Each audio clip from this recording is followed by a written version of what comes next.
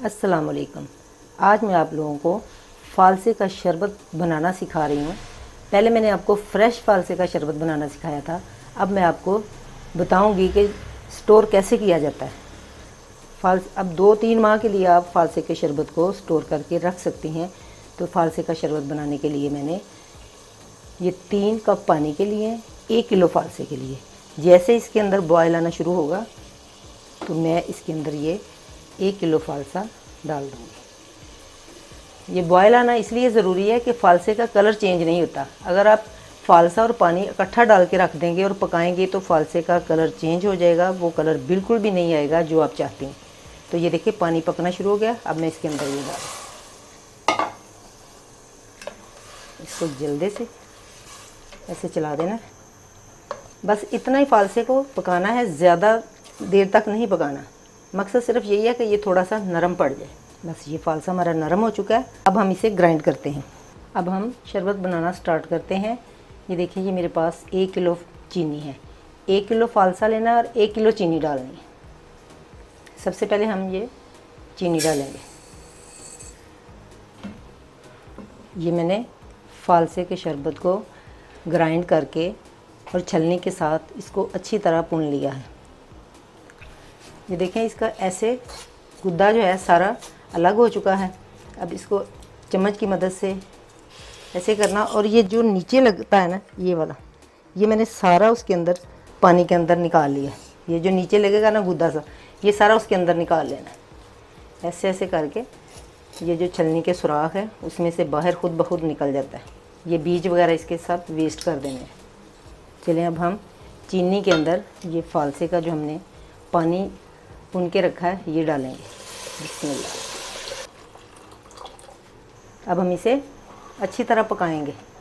तब तक पकाएंगे जब तक हमारा ये शरबत गाढ़ा नहीं हो जाता।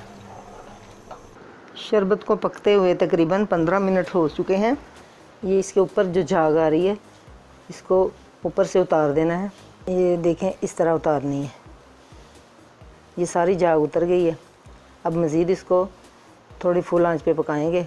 शरबत को ग्राइंड करते हुए पानी कम डालना है, जितना कम डले उतना बेहतर है, क्योंकि उस तरह शरबत को ज़्यादा पकाना पड़ता है। मुझसे पानी थोड़ा ज़्यादा डल गया था, लेकिन आप कम ही डालने कोशिश करें कि कम से कम पानी डाल। ये थोड़े से मैंने फ़ालसे लिए हैं, इनको पानी के अंदर डाल के हाथों से मैंने मसल के अच्छी तरह मसल के इसको भून लिया है। और ये अब हम शरबत के अंदर डाल देंगे ताकि इनका जो असली रंग है पर्पल कलर वो बरकरार रहे।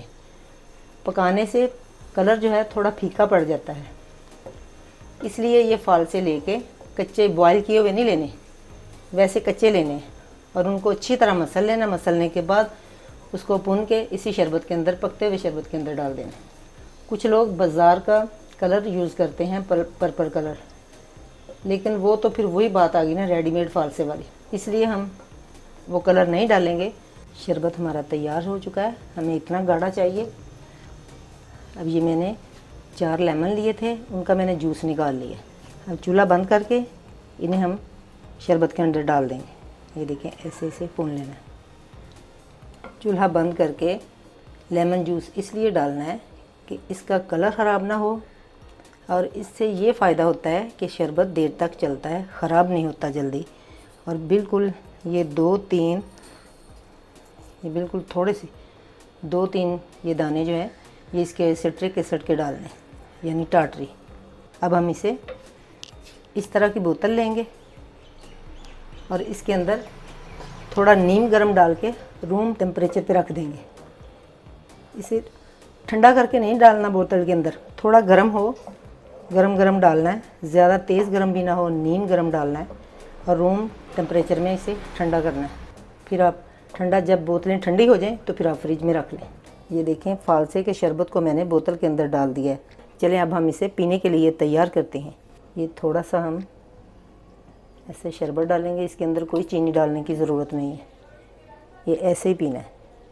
अब ये थोड़ा सा काला नमक डालेंगे और अब इसके अंदर पानी डालेंगे, साथ ही ये बर्फ़ डाल देंगे और मिक्स कर दें। देखें कितना ज़बरदस्त शरबत तैयार हुआ है। और कलर भी देखें कितना अच्छा है। बहुत ही शानदार शरबत बना है। ये गर्मियों के मौसम में गर्मी की लो जो होती है उसको दूर करता है, गर्मी दूर करता है, जिगर की गर्मी, और ये दिमाग को ठंडक पहुंचाता है, चेहरे के ऊपर फ्रेशनेस आती है। इसके साथ आप भी बनाएं और बनाकर घर वालों को पिलाएं, खूब मज़े उड़ाएं। अगर आपको ये मेरी रेसिपी अच्छी लगे तो इसे ट्राई ज़रूर करें और मुझे फ़ीडबैक दें ताकि मैं इससे भी बेहतर रेसिपी पेश कर सकूं। इजाज़त चाहती हूँ, फिर मिलूँगी एक नई रेसिपी के साथ। अल्लाह हाफिज़।